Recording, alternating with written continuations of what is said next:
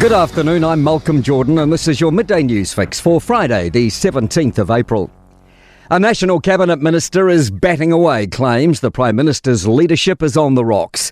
Our newsroom's confirmed from three sources that Chris Luxon didn't respond to the party's whip, Stuart Smith, who tried to raise concerns about his leadership. One national source labelled the PM's lack of reply as rare and extraordinary. But National's Waimakariri MP Matt Ducey says there's nothing to see here. I don't know anything about this story and it's just all hearsay from one journalist. I suppose if you're a press gallery journalist in Wellington, you're a bit bored at the moment with recess and you haven't got much to write about. Police are in the early stages of reviewing their Auckland DNA database after a fresh sentencing.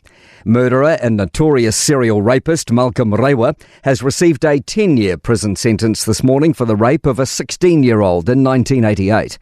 He's already in prison for murdering Susan Burdett in 1992 and sexually attacking more than 20 other women. The case was revived after the victim, now in her 50s, asked police to compare her swabs to other DNA in the database. Detective Inspector Scott Baird says they are now looking back at files from 1985 to 1989. To see what forensic evidence we have that we can test to see, A, are there other crimes from Malcolm Rewa out there, or can we solve other crimes not involving him?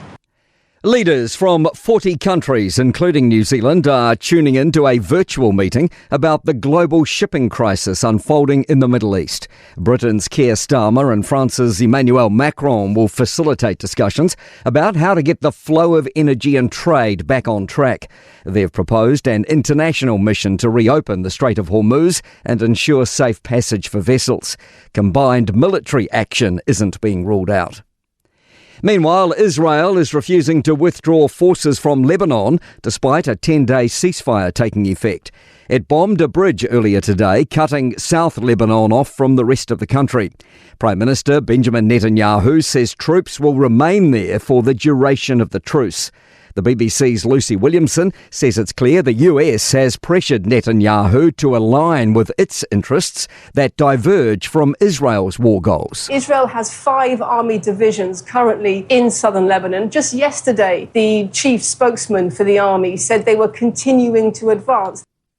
Visitors are being warned to stay well away from the main road in Kaiteriteri at the top of the South Island as emergency services deal with a large LPG leak. And the RSA's 103rd Poppy Day will look a little different to years past. After more than 50 years, the Veterans Organisation is introducing a new poppy made entirely from biodegradable paper. To sport. The All Whites World Cup football hopes have potentially suffered a blow. Chris Wood has gone off with a right knee injury early in Nottingham Forest's Europa League quarter-final win over Porto. Matt Payne has clocked the fastest lap of 1 minute, 21.302 seconds from the solitary practice session at Supercar's debut event in Christchurch. And prize money at this year's French Tennis Open will increase by 9.5%, with the largest rises directed towards the qualifying competition and the early rounds. I'm Malcolm Jordan. That's your latest news fix. We'll be back with the next update at 5 p.m. from the Newstalk ZB newsroom.